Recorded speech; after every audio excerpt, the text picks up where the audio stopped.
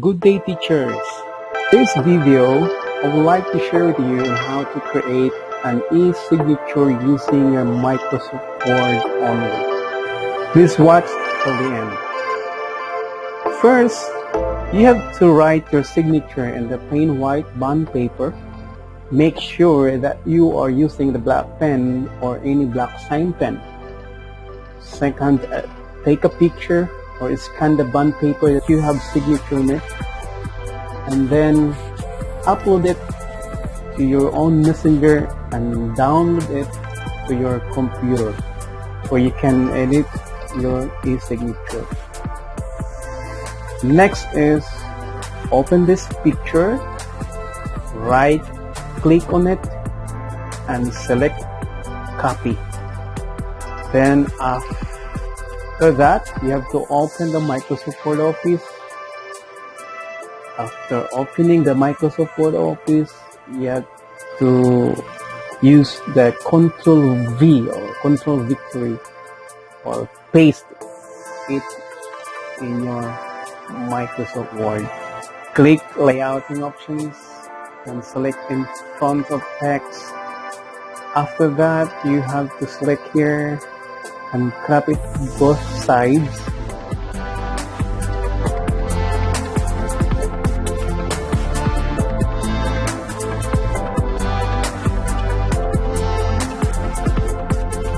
And next is you have to turn it to a proper position. Turn it.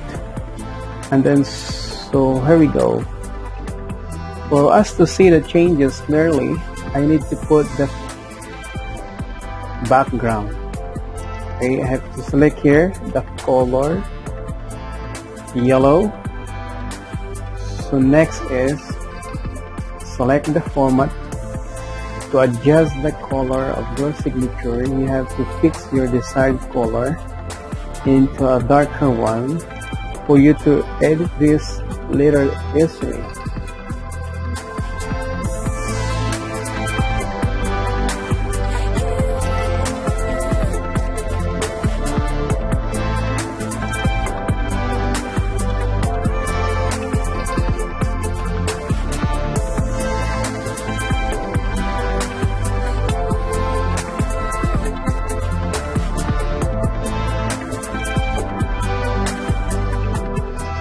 The usual na ginawa ng iba is just click this and set transparent, and look at the effect is just this one.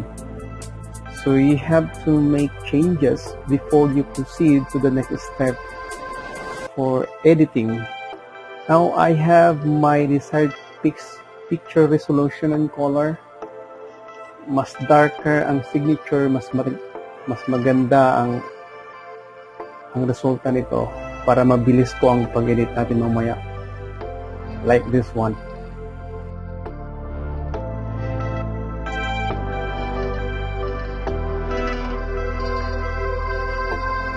So next step is to click this one, remove background. As you can see here, all color marked pink or dark pink, ba ito ay ma-remove po yan. Just drag this one dahil ito yung sukatan na kasali sa selected picture.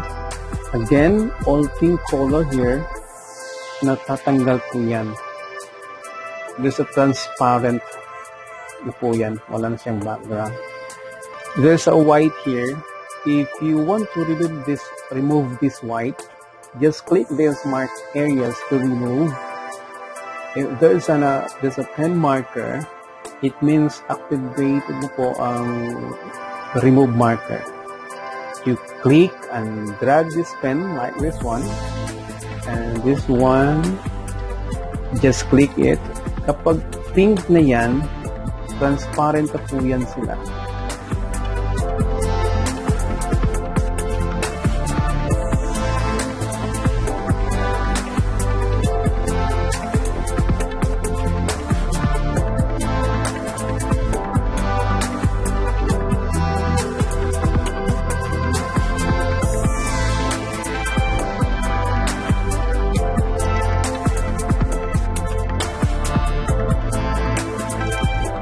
If other areas are not visible at naging pink sila, just click mark areas to keep.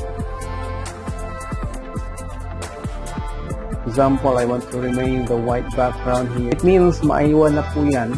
Go back natin yan sa dati. Keep changes ka po. This is now the edited signature or your e-signature. You can adjust it now, or you can lighter the effect of the picture. Just click here and choose the best effect for your signature.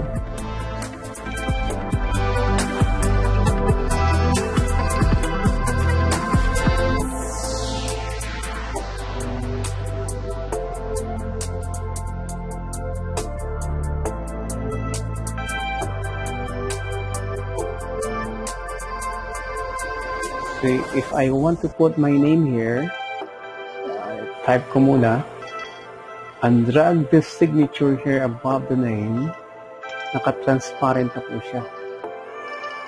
So that's all. Thank you for watching and listening. To God be all the glory.